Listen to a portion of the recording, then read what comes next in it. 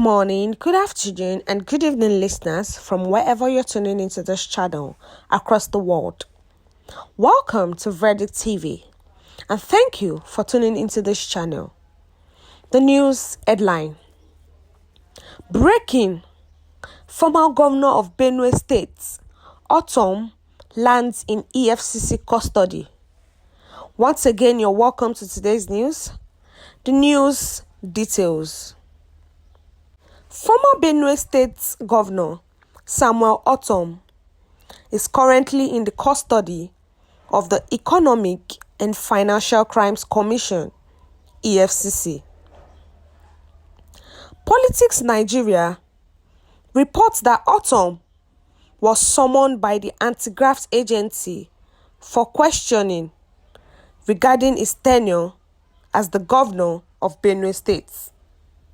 Ortom arrived at the Makurdi Zonal Office of the Efcc, located on Alo-Gordon Street in the state capital, precisely at 10:08 a.m. This newspaper learnt that he confidently walked into the building, accompanied by his media aide, Tava Akase, and Principal Special Assistant on Special Duties, Abraham Kwango. As of 11:25 a.m., he had not left the premises, indicating that the interrogation was ongoing. It should be noted that during the transition of power to Reverend Father Hyacinth Alia's administration, Ortom handed over a debt profile totaling 187.7 billion naira. The significance of this debt profile may be under scrutiny as the EFCC delves deeper into its investigation. It has happened again. I feel like this Tīnùbu administration is administration of arresting the thieves in the political sphere, in this political world in Nigeria, because now another person has landed in EFCC custody. Who is this? The former governor of Benue State, Samuel Ortom. So Samuel Ortom is currently in the custody of EFCC, and he was seen arriving at exactly 10:08 a.m. into the EFCC custody. That was when he was seen. He was entering there with his media aide and his principal special assistant on special duties, Abraham Kwango. So we were waiting for him. People were actually waiting for him to come outside, but as of 11:25 a.m., he had not left the premises. He was still there. That means that the interrogation was still ongoing. And what was he interrogated about?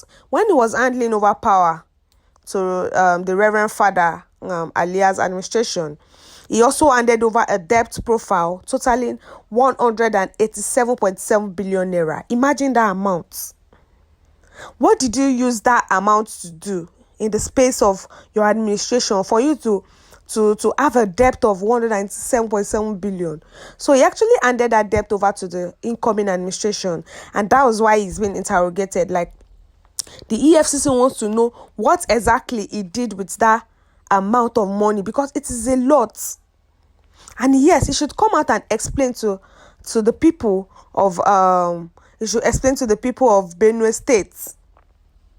He should explain to them on how he actually made use of the funds, made use of that billion naira of funds, what he actually used it to do.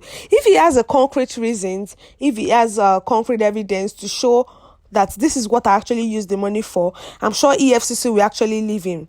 But if he cannot, he will be detained and arrested, and is going to face the wrath of the law, because that amount is not a small money. How can you leave such debts? Like, these politicians don't even have fear of God. I'm not sure they even know what is actually called fear of God. They don't even, they just call, like, they see money and spend it anyhow, like it is paper. Like, that billion of nairas now, do you know what exactly that money can actually do? And you actually took the money I'm sure that he didn't even use everything for whatever he claims that he actually used the money for. We are waiting for the EFCC to actually interrogate this matter and give us the feedback of what exactly he did with that money. Maybe he embezzled it or actually used it for projects. And I won't be surprised if it comes up that he actually used it for project or something else. What's your view concerning this news? Do you feel that this man actually used the money in the development of Benue State, or he only used the money for his pockets? Kindly share your view in the comment section. And don't forget to like and share. And also click on the subscribe button to subscribe and the bell for more updates. We've come to the end of today's news. Thank you for listening to the end.